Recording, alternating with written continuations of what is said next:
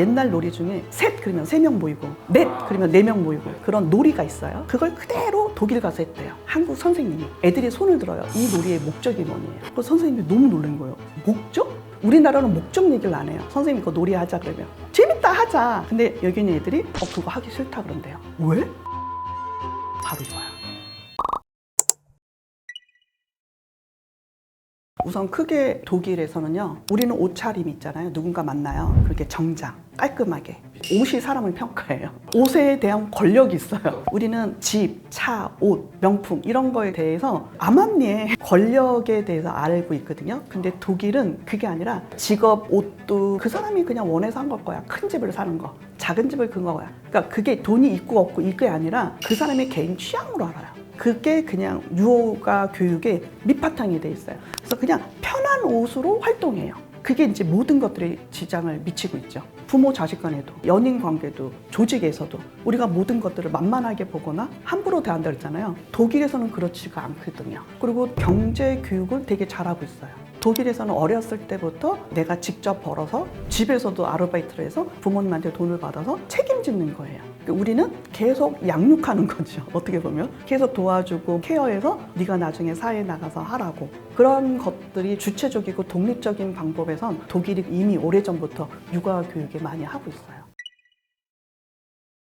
독일은 오로지 가리키는 건 성교육이 아니라 관계주의예요. 너와 나는 다르다. 그런 관계 교육을 하고 있어요. 이미. 부모 자식 간의 양육자와 자녀 관계, 연인끼리 관계, 조직 내 모든 거가 다 관계예요. 모든 다른 사람이 다 모여서 살아야 돼. 서로 섞여서. 그렇기 때문에 범죄도 있을 거고 혐오도 있을 거고 서로 싫어하는 것도 있고 그리고 너무 안 맞아. 그렇기 때문에 서로 다르다는 걸 가리켜요. 나랑 쟤랑 생각하는 게 달라. 물어봐. 질문해. 그리고 얘가 마음이 A가 있으면 얘도 너랑 A랑 똑같지 않을 수도 있어. 얘 마음은 B나 C가 있을 수 있어. 그러면 그 말을 항상 말해줘. 우리나라는 자기 욕구를 말하기가 쉽지 않다고. 독일은 자기 욕구를 말하는 게 쉬워요. 나 이거 먹고 싶어? 이거 먹기 싫어? 이거 나중에 할래? 게임 더 할래? 학교 가기 싫어? 학교 갈래? 이런 말을 부모님한테 좀 편하게 하는 스타일이에요. 그때 부모님이 그걸 가지고 막 야단치거나 그래도 오늘 먹어야 돼? 오늘 일어나야 돼? 학교 가야 돼? 강요하진 않아요. 설득해요.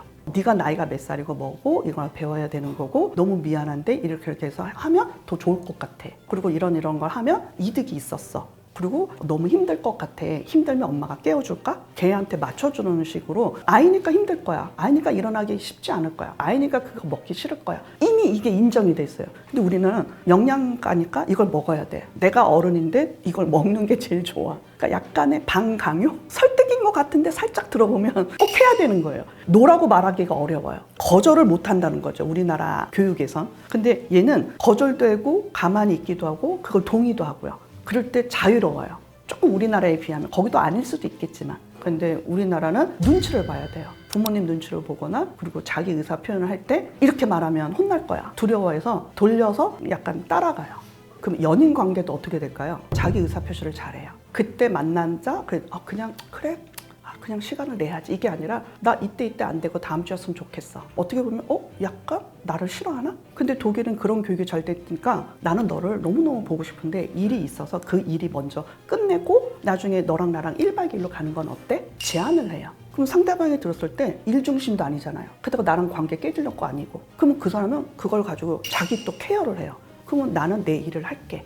그러면 그때 이틀 정도는 전화하지 않을게. 그냥 문자만 할게. 네가 일을 집중하기 위해서. 우리 왜? 다음 주에 놀러 가야 되니까. 그러니까 뭐냐면 상대방의 욕구를 알아차렸어요. 근데 감정을 또 서로 교류를 해요. 근데 오해가 풀리잖아요. 더 행복할 수 있는 방법들을 찾아낸다고요. 자기 욕구 표현하는 게 처음에는 어려울 건데 이게 점점점 잘 되잖아요. 그러면 상대방이 나랑 다르다는 거 그리고 내가 알려주는 거 그걸 대해서 선택할 수 있는 케이스가 너무 많단 말이에요. 그러면 진짜 우리나라는 오해를 너무 많이 해요. 오해도 줄여요.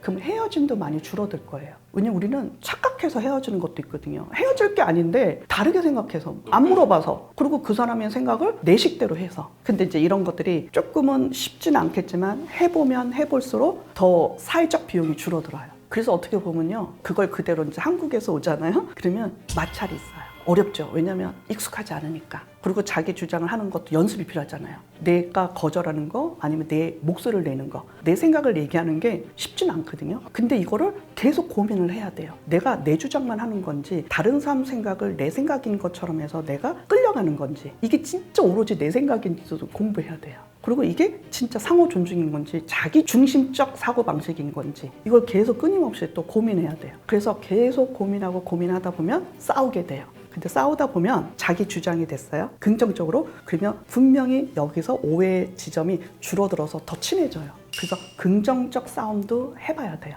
갈등을 피하지 않고서는 사귈 수 없거든요. 갈등 해결 방법도 배워야 되는 거예요. 말해도 괜찮아, 실수할 수 있는 거야. 네 생각을 그대로 말해줘. 그리고 그거에 대해서 우리가 서로 노력하는 거야. 노력할 수 있게끔 네가 생각하는 모든 것들을 나한테 편하게 말해줘. 우리 서로 노력해보자. 그래서 노력하는 과정에서 사람들이 행복하거든요. 문제 해결도 올라가고요. 자기에 대해서 생각을 더 하게 되고요. 상대방도 알게 되고요. 노력하는 면을 보다 보면 나도 노력을 해야 되겠다. 그리고 저 사람은 왜 나한테 무례하지? 안 되겠다. 내가 뭔가 잘못한 건가? 아니면 내가 뭔가 잘했는 건가? 서로 봐야죠. 또 우리나라에는 놀이 그러면 하찮게 여겨요. 공부하라고. 그러니까 뭐냐면 공부가 1순위고 놀이가 한 2순위? 그러니까 공부하다가 약간의 힐링 차원으로 놀이를 하라 그래요. 근데 그게 아니라 독일은 놀면서 공부를 하는 거예요. 그냥 놀이가 공부예요. 근데 그 놀이 안에서 인간관계가 있어요. 옛날 놀이 중에 셋 그러면 3명 모이고 넷 그러면 4명 모이고, 그래서 결국 하나 남는 사람한테 상장을 주잖아요. 약간 축하도 하고 그런 놀이가 있어요. 우리나라에서는 그냥 놀이예요. 근데 그걸 그대로 독일 가서 했대요. 한국 선생님이. 애들이 손을 들어요. 이 놀이의 목적이 뭐냐요. 우리나라는 목적 얘기를 안 해요. 그냥 재밌겠다. 근데 그 안에는 공부가 다 들어가 있거든요. 근데 독일의 아이들은 그런 교육을 받았기 때문에 질문을 한대. 한국 선생님한테. 그 선생님이 너무 놀란 거예요. 목적? 취향과 목적을 말을 해야 돼요. 그래야 그 게임에 대한 류를 알고 뭘 배우는구나 알아요. 그래서 숫자를 얘기하고 사람들끼리 이런 거라고 얘기한 거예요. 근데 독일 애들이 그거 하기 싫다 그런대요. 거절도 해요. 우리나라 애들은 거절할까 안 할까? 선생님 이거 놀이하자 그러면 재밌다 하자. 하기 싫어도 해야 돼요. 근데 여기 있는 애들이 절반 이상이 하기 싫대요. 왜? 선생님이 어쩌면 주도권을 갖고 있단 말이에요. 선생님 하라는데 왜 안 하지? 그래서 물어봤대요. 왜 거절하냐고. 근데 아이들이 이러더래요. 모든 애들이 친구래요. 셋, 둘, 왕따 당한대요. 얘랑 친하네, 쟤랑 친하네. 그럼 이거는 서로 분란만 일으키는 게임이래요. 그래서 싫대요. 그런 말을 한다는 거예요. 그래서 한국 선생님이 저한테 그 얘기 듣는데 바로 이거야. 그게 이상하다 그러면 그거 하기 싫어요. 얘기하고요. 그리고 이 모든 것들이 고민을 해요. 서로 좋게 하려고 하는 건지 서로 나쁘게 하려고 하는 건지. 그냥 우리가 숫자로 하면 되는데 왜 사람 가지고 하냐고요. 그러면 친한 애들끼리 모인다고요. 셋 그러면 셋 모이고, 넷 그러면 너 절로 가. 그럼 상처받잖아요.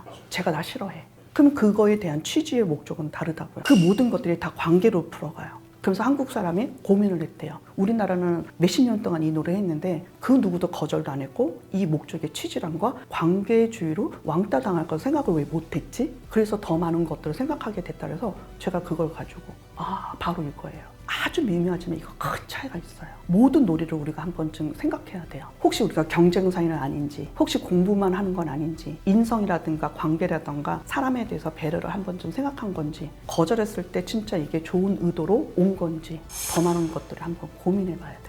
아주 간단한 놀이지만 거기선 깊은 철학이 있다고요. 그래서 미래 조망 능력을 키우는 거예요. 한 번쯤 생각하는 거예요. 10년 있다가 20년 있다가 바로 얘랑 나랑 친구인데 이 놀이에 대해서 서로 왕따를 당하면 제가 나를 밀쳤어. 이런 것까지 생각하는 거죠. 그래서 사회성도 높아져요. 그리고 조직에서도 이게 리더가 돼요. 그럼 조직의 생산성도 올라가고요. 인간관계 좋아지고요. 그러면서 뭐예요? 회사의 이미지가 좋아요.